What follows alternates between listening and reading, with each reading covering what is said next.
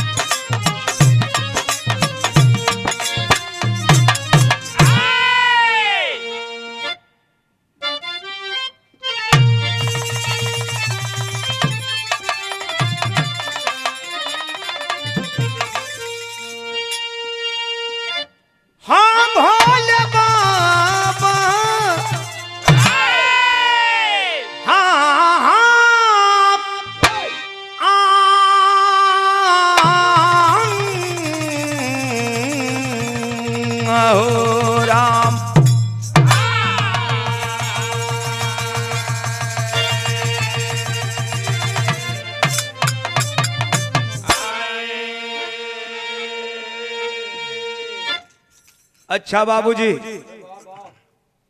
एक बार फिर से विधा के तमाम सम्मानित श्रोता बंधुओं का हार्दिक अभिनंदन वंदन स्वागत करते हुए एक कारुणिक कहानी लेकर के आप सब भैया लोग के सामने प्रस्तुत हैं।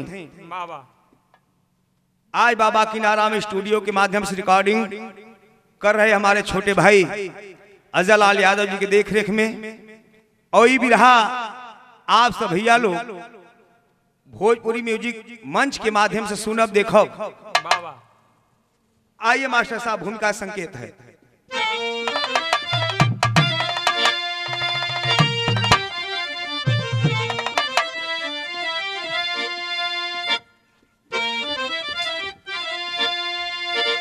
नारी जगत की है जननी कहाती,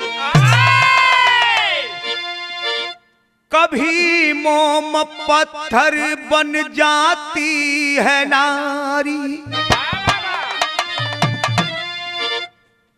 नारी से सृष्टि की रचना हुई है, कुल की मर्यादा को भी बचाई है नारी। नारी सिलोचना और सीता सावित्री, पति धर्म को भी बेखूबी निभाई। नारी की गाथा सुनाता हूँ यारो, पति संग में जो है की बेवफाई।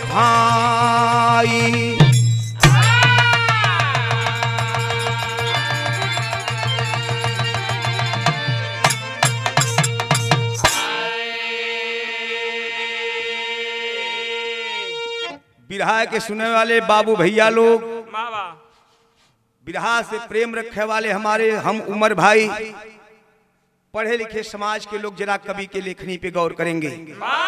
नारी जगत की है जननी कहाती, यही नारी है जो मां शक्ति सरस्वती दुर्गा काली के रूप में पूजी जाती है। यही नारी है जो हमारी आप की माता बहन की भूमिका निभाती है, औरत की भूमिका निभाती है। यही नारी के लोग फूल से भी कोमल कहलन। यही नारी है जब उग्र हो जाती है, जब क्रोध में हो जाती है तो त्रिशूल से भी तीखा वार करती है। लेकिन एक ऐसने बेवफा नारी का गाथा लेके आयल हैं कि कहे में भी सर्व लगत हो। लोग कहला कि हमार समाज शिक्षित हो गल, हम कहिला बिना पढ़ले ठीक रहनी सर। बिना पढ़ल मेहरारू सामने लोग जैसे मंगल भैया, तब वहीं भी कुल बेचारी बुढ़ा गई, लेकिन घूंघट नीचे रहला। आजकल कौन नईकी जो नावत है वो जैसे उघार के चलत है। यहाँ एक लाइन कव्वाली का नमूना प्रीतम बाबू।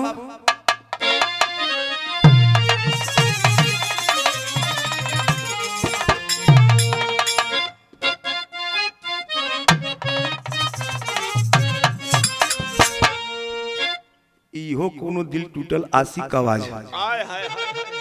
कोनो कर मासूका बेवफाई के सन के बंडे खजुआ हुए कैसे? अरे इतने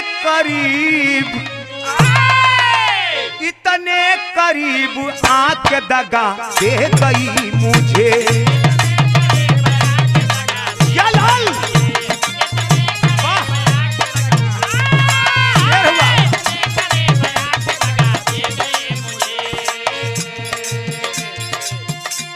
इतने करीब आंख दगा दे गई मुझे।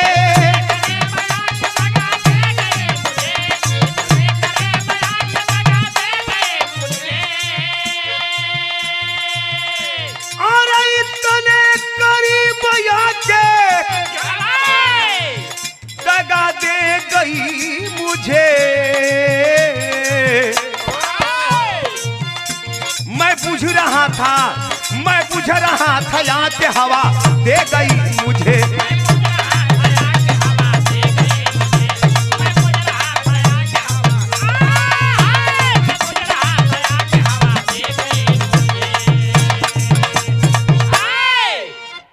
तो कव्वाली का नमूना रहा, लेकिन विरहा के अंतर्गत कवि जी बड़ा सुंदर बात लिखत हुआ। आई शास्त्र पुराण वेद बतावला कि नारी औरत के कोई के पूजा कैले के जरूरत ना हो। वो अगर अपने मर्द के पूजा कैले से जानला कुल देवी देवता मर्द हुआ, चाहे वो कितनो नालायक मर्द हो, चाहे बहुत बड़ा शराबी हो, जुआरी हो, चाहे लायक हो, कुलायक हो। अगर मेहरारू धर्म सही मनले है, अग्नि साक्षी मनले है, तो अपने मर्द के पूजा कर उसको बात मान ले, उसको बात अवहेलना ना कैलस, तो सबसे बड़ी भक्ति नारी को है। कभी दर्शावत हुआ।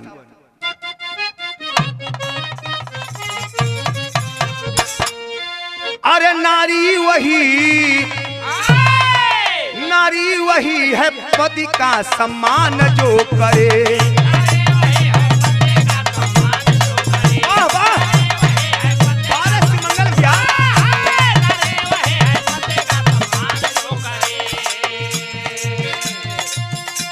नारी वही है पति का सम्मान जो करे।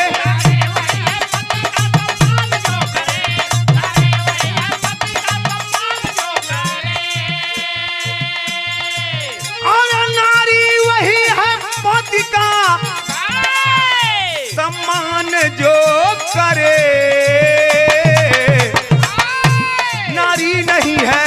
नारी नहीं है पति का अपमान जो करे। नारी नहीं है पति का अपमान जो करे।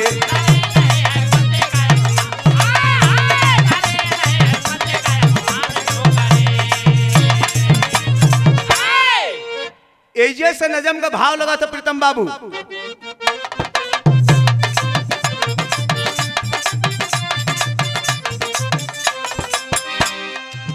पति और पत्नी का बंधन अटूट होता है। पति और पत्नी का बंधन अटूट होता है। टूटता जब तो बिहबल जिगर हो रोता है। जिला आजमगढ़ बछवल गांव पुराना जी। जिला आजमगढ़ बछवल गांव पुराना जी। राज मुरारी मौर्य जानता जमाना जी। खिले थे सुमन तीन चमन गुल जारी रहा। खिले थे सुमन तीन मन गुल जारी रहा। बिहसती जिंदगी और बिहसता परिवार रहा।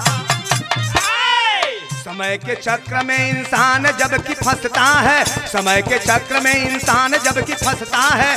कभी भी हंसता तो कभी ये हंसता है।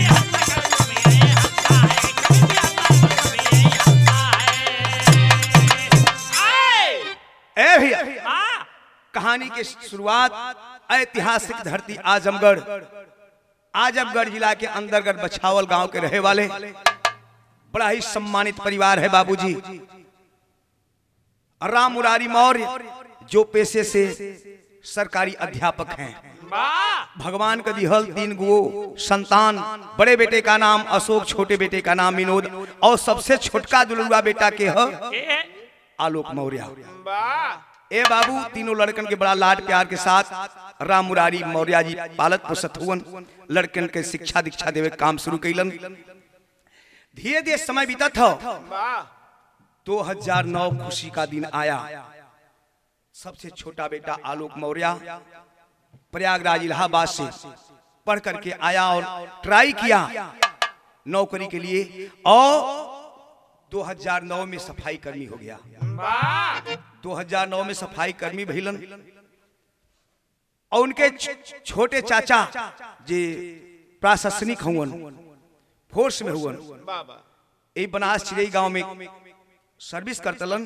कभी आलोक मौर्य का आना जाना चिड़ई गांव में रहल और वहीं का रहे वाली ज्योति मौर्य गरीब परिवार से है। दोनों से नैन मिलल, मोहब्बत हो गई और मोहब्बत के प्रमाण यहाँ तक बढ़ गल कि दोनों साथे जी अमृत कसम खा लेला। दोनों परिवार के लोग मिलकर के ज्योति और आलोक मौर्य के शादी तय कर दिलन। शादी हो गई।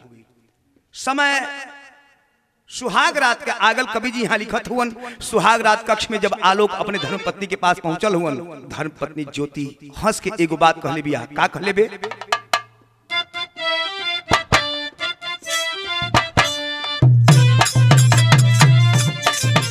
बाबा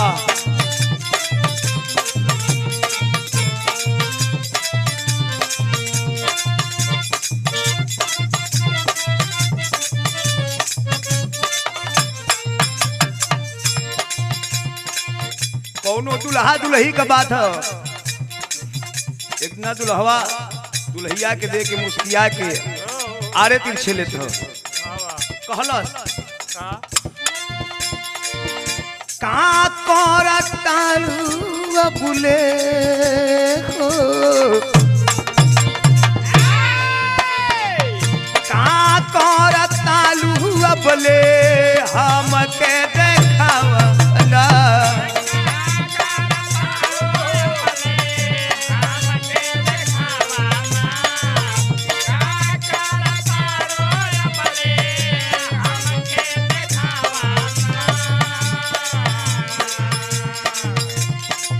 रूपवा से पर्दा धानी, रूपवा से पर्दा धानी, धनिया हटावता।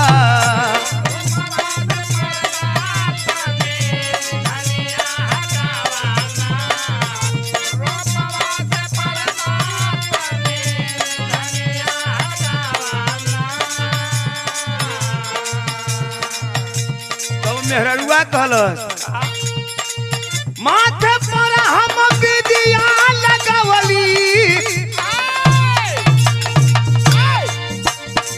माथे पर हम विदिया लगवली, लेहली बार सवारी।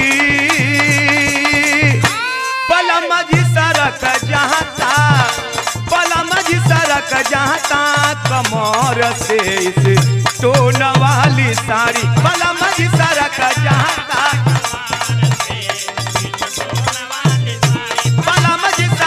जाता।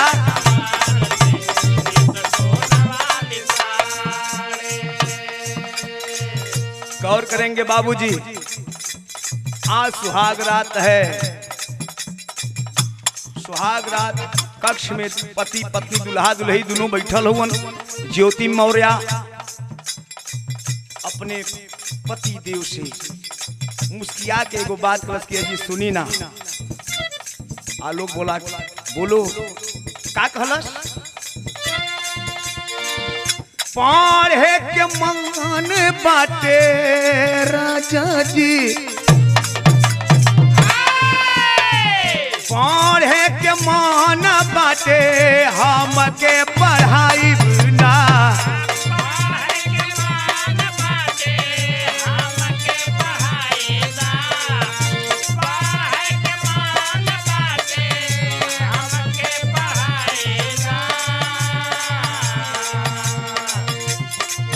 कौरी करार तबे घूंघटा उठाइब ना।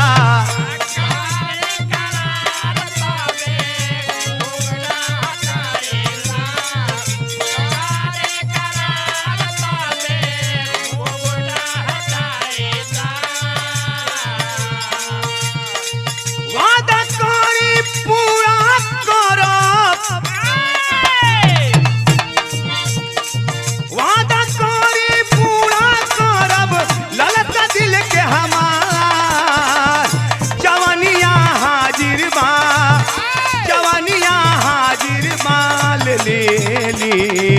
मौज के बहार जवानिया हाजिर बालेली जवानिया हाजिर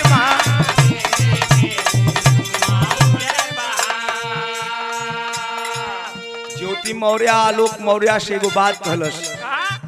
ए जी सुनी न, बड़ा ललसा बा, बड़ा दिल का तमन्ना बा हमार पढ़े का, इतना ना एक इच्छा एक सपना दिल में सजौले ही का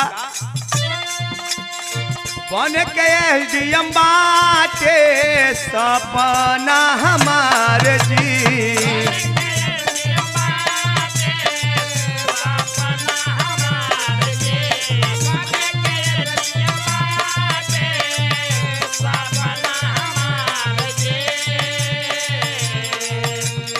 कर दही राजा हमार सपना सकार जी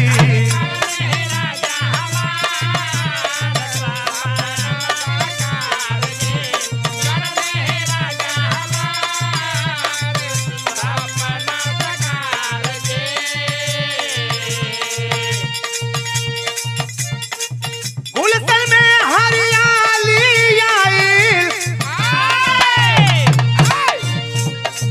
गुलशन में हरियाली आई झूमी है चांद सितारा जवानिया हाजिर बा जवानिया हाजिर बा लेली मौज अब बहार जवानिया हाजिर बा लेली मौज बहार जवानिया हाजिर बा लेली मौज बहार। ए भैया इतना बात जब ज्योति मौर्य आलोक मौर्य जी से कहती है, आलोक मौर्य एगो बात कहलन, गीत बदल गए।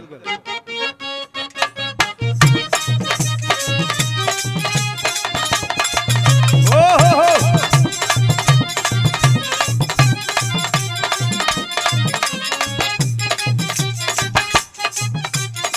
यह गीत बा बालों के नीचे छोटी बालों के नीचे छोटी छोटी के पीछे छोटी बालों के नीचे छोटी छोटी के पीछे छोटी छोटी के नीचे है परांदा परांदा पीछे दिल अटिका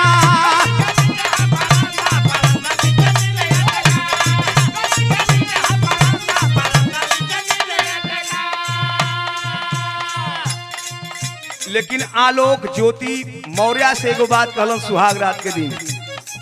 सुनो जान, मैं वादा करता हूं का कहलन,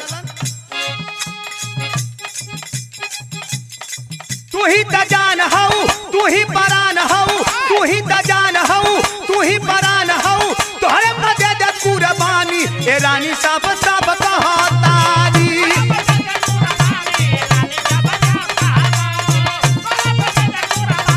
ए रानी सब सब। अय ज्योति तोहरे नीदी जाग अब तोहरे नीदी सुत ई तो से कसम ही वादा हो, अगर अपने आप के बेचे कोई तौनो करब लेकिन तो के पढ़ाई का नाम भले ही कर जाऊ उठैबे हो तोह के हम पढ़ैबे हो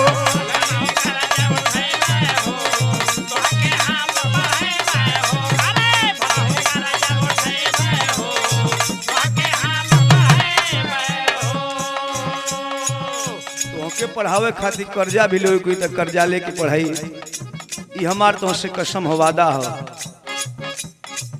हऊ जीवन साथी रानी हो हऊ जीवन साथी रानी मन सा तोहर पुरैबे हो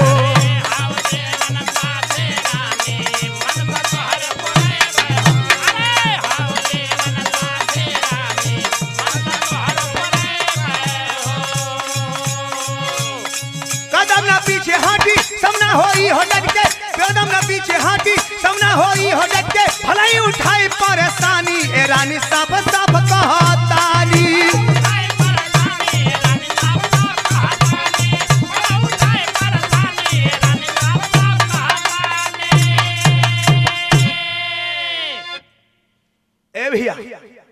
आलोक का बात सुन के ज्योति मन ही मन बड़ा गदगद है। कली स्वामी यह तमन्ना ही है, इच्छा लेके आपके दरबार तक कैली, आपसे शादी कैली। हमारे दिल में बड़ा तमन्ना हो कि हम पढ़ लिख के SDM हो जाई, IAS PCS बन जाई।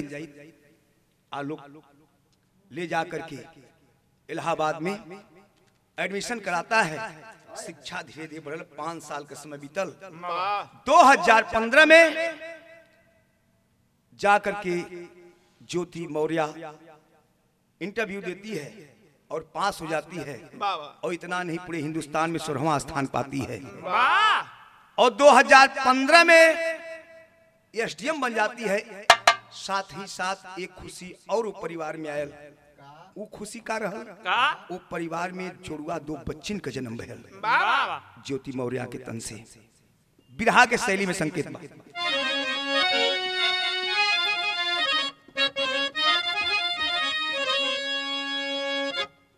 अरे मोरे राम की चकराइल बा भंवरा के मतिया। अरे चकराइल बा भंवरा हो की चकराइल बा भंवरा के मतिया। दूसरे भ्रमर प्यार में भौरी बा अजुराइल। अरे अजुराइल, अरे अजुराइल, चकराइल बा भौरा के मतिया।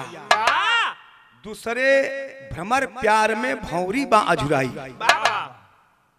धीरे धीरे बड़ी खुशी के साथ आलोक ज्योति मौर्य का जीवन बीतत हो।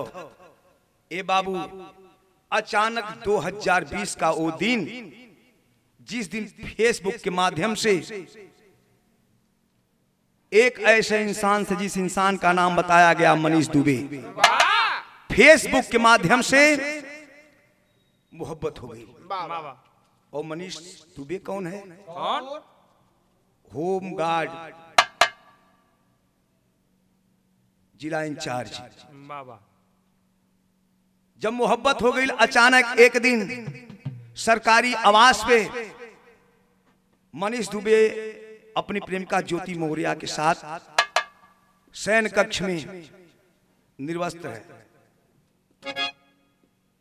और जा करके आलोक मौर्य देख लेता है। बहुत ग्लानि होती है, लेकिन इस बात पे वो पर्दा डाल रहा है।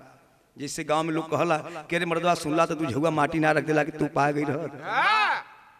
पति का अपना फर्ज पति निभा रहा है। टूट गया जिगर में आस जो था, मेहरी ना ये तो बाजारू है। मैं समझ ना पाया करनी को कि ऐसी मेरी मेहरारू है। बह चला नीर तब नैनों से, बह चला नीर तब नैनों से, सोचा मैं तो अब टूट गया। जीवन की सकल कमाई मोर अन्याय से ही सब लूट गया। झगड़ा टकरार से गूंजे घर, बाहर के लोग परेशान रहे। समझाते थे कोई कोई आकर के जो इंसान रहे। ए भैया, जब इतनी बात वो अपनी आंखों से देखा है, आंख बबूला हो गया।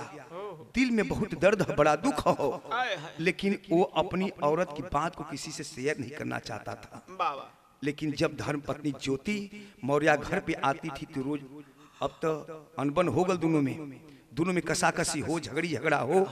अगल बगल का लोग सुने आवे। आखिरकार आलोक क्या हुआ, क्या परेशानी है, लेकिन बात के अपने तुप है।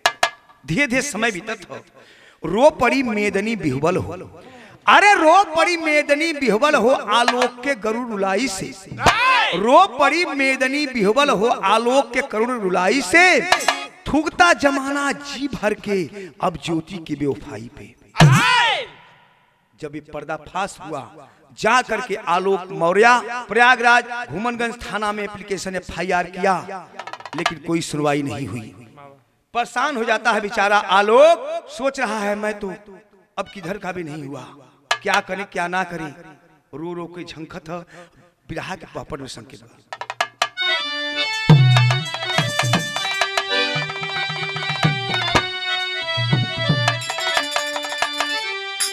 अरे सिमट गईल मोर सोचल कुल सपनावा तनावा बिहरला। आ टूट गईल दिलवा के सब अरमनवा तनवा बिहवेला।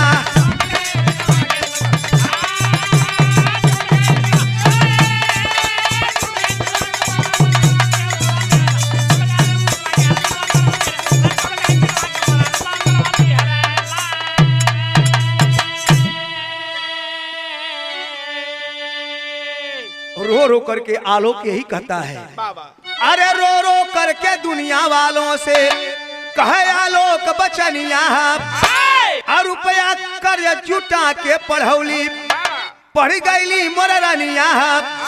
अरे धोखा देली बहे मोरी नयनवा तनवा बिहरेला। अशोक में पड़ी पूछताल अली के मनावा तनवा बिहरेला। ए भैया पूछता रहा, समझाता रहा आलोक मौर्य, लेकिन मौर्य ज्योति मौर्य के ऊपर कोई फर्क नहीं पड़ता है। और तो और मनीष दुबे के प्यार में इतना पागल हो गई थी, दोनों बच्चियों से मिलने से भी इनकार कर देती है। बारे वो माँ, अब कहने में भी शर्म आ रही है। लोग कहलन कि पढ़ौला लिखौला ना लिखन की, अरे कोई पढ़कर के इतना तगमा लेकर के जो अपने बच्चियों को नहीं पहचान रही है। बारे एसडीएम ज्योति मौर्य, कम से कम तुझे शर्म आनी चाहिए कि मत पहचान तू आलोक के, लेकिन अपने बच्चन के जो 9 महीना खून में सींच के दुख से जन्म दे लू, ओके तो ध्यान देवे के चाहिए। ऐसे आल्हा में संकेत बा।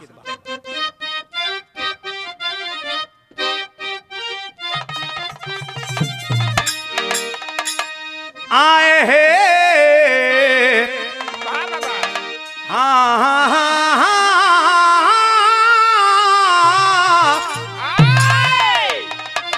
कैसे विश्वास कोई अकारी दुनिया में ये बाबू,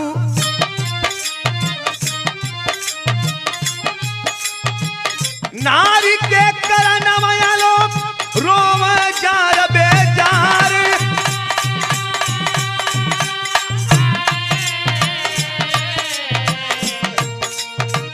तंग आके जाके लिखा वाया है रपटिया बाबू, कोई नहीं सुने बाबू पुलिस थानेदार।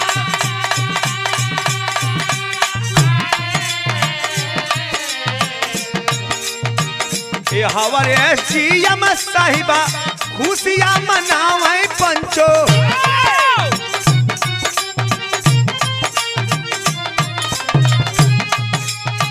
मानी सजू में से लुट मऊजा बाहर।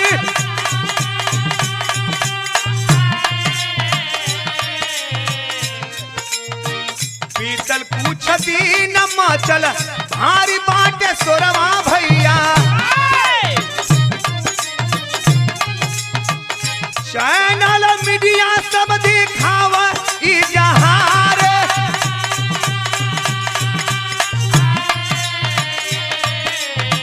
पहुँचल खबरिया हो जोगी बाबा तर भैया, ले ली हलयसन बाबू जोगी सारा तार।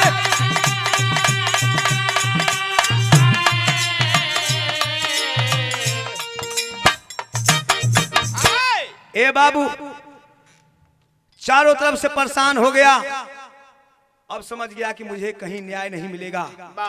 जा करके हमारे उत्तर प्रदेश के वर्तमान सीएम माननीय आदित्य योगी नाथ जी के दरबार में अर्जी लगाया है। जब इतनी बात योगी आदित्यनाथ जी सुने, तुरंत एक्शन लिए और सस्पेंड कर दिए। इधर परिवार के लोग बड़े ही गम में हैं। पिता राम मुरारी मौर्य जी की स्थिति बहुत ही नाजुक, बहुत खराब है। और रोते हुए एक बात कहे, आखिरी भाव लगल,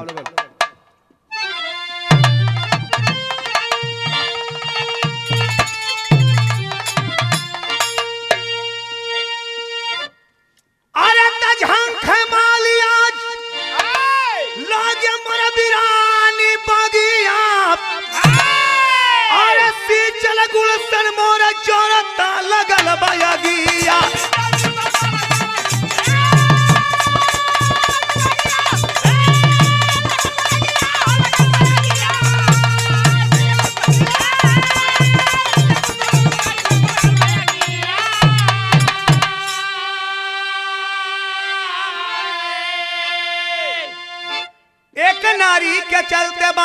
कितनी हुई बेकार, आ कितने घर में कला बढ़ गई तब तकरार, कितने पति न पूरा करेला मेहरी के मंगिया, असी चल गुलशन मोर जरता लगल माया गिया।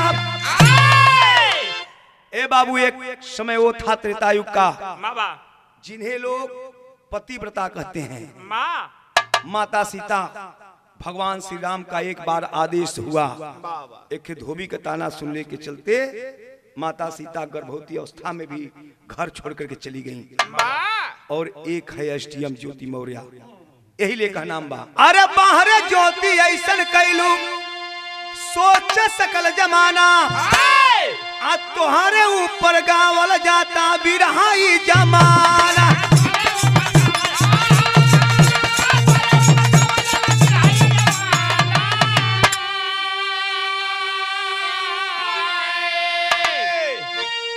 अरे बनी कलंकनी तू लगा दिहालू कुलवा में दगिया, अरे सी चल गुलशन मो जोरता लगल मायगी।